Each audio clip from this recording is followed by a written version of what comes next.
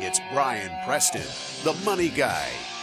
This one ties in on the other side of it is that usually as your parents get older, they're going to start worrying that, oh my goodness, if I got sick or I got Alzheimer's, my assets could just start disappearing because of care. I got to get this stuff out of my name. Medicaid, I've heard about this. Yeah, I want the government to pay. If I could get the government to pay for my care instead of me paying for it, maybe I just need to get rid of some of these assets so that I actually will qualify for something down the road because I just don't want to spend it all away. This is what the setup is that I hear. So what's the do-it-yourself solution?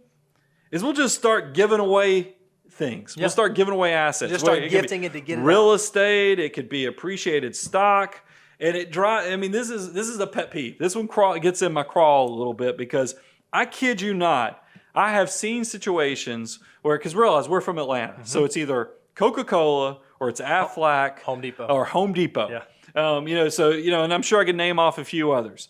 But you'll see people as they're getting older, and then you find out they just start giving assets to their loved ones. Right. And you're like, well, that's noble. Again, well-intentioned. Their goal is to share their assets. But you realize that Coca-Cola stock that's now worth $1 million that grandma gave to Ma, and now because there's so much in taxes, she can't sell it or get rid of it. All she can do is donate it or give it down to the kids. Yep. So you have this legacy where the $1 million stock that grandma bought for $20,000 a gazillion years ago, you're like, how are we ever going to sell this thing? Or, we only can donate so much at a year.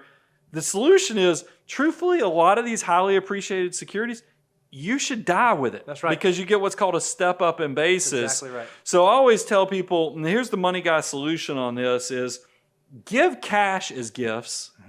Die with appreciated holdings. I know that is the coldest thing in the world to hear, but it is true. Because think about it, if you got assets that have a basis of 20 grand and now it's worth $1 million and you die with it, guess what? Your beneficiaries inherit it at $1 million basis. That's Same right. thing with real estate. I had this discussion with the same client is that we were talking about the fact that they have some land. And she's like, I just don't know what to do with this land anymore. I don't know if I should just go ahead and sell it. And I said, well, do you need the money? No. Well, is it worth a lot of money? Yeah, I think it's worth a chunk of money now. I said, this is going to sound cold, but it might be something you just do nothing with and pass away with it because the basis is so low, your kids could inherit it and not have any tax liability whatsoever. And then they can make the decision of what to do with it tax-free. Yep. So the big mistake is not understanding how step up in basis works. And I'm just going to throw a little pro tip in there only because we're dealing with this with a client right now.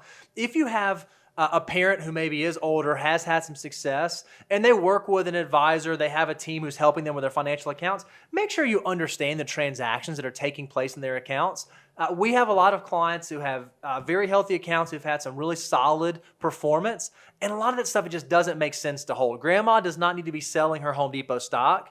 If you have an advisor who is selling it, it just might be a red flag. You want to make sure you understand that because it's not efficient from a tax planning standpoint. You're saying that you called it, they have churn, meaning that you're turning over assets that maybe there's no need for. That's exactly It'd be better instead of churning or turning those assets over. Now, look, there's always purpose for diversification, dialing down risk, but if you know that this person has more money than they're probably going to distribute during their lifetime, you got to think about these long-term tax planning. Do not take a short-term solution that has a huge long-term impact that you just hangs over you like a black cloud. I love it.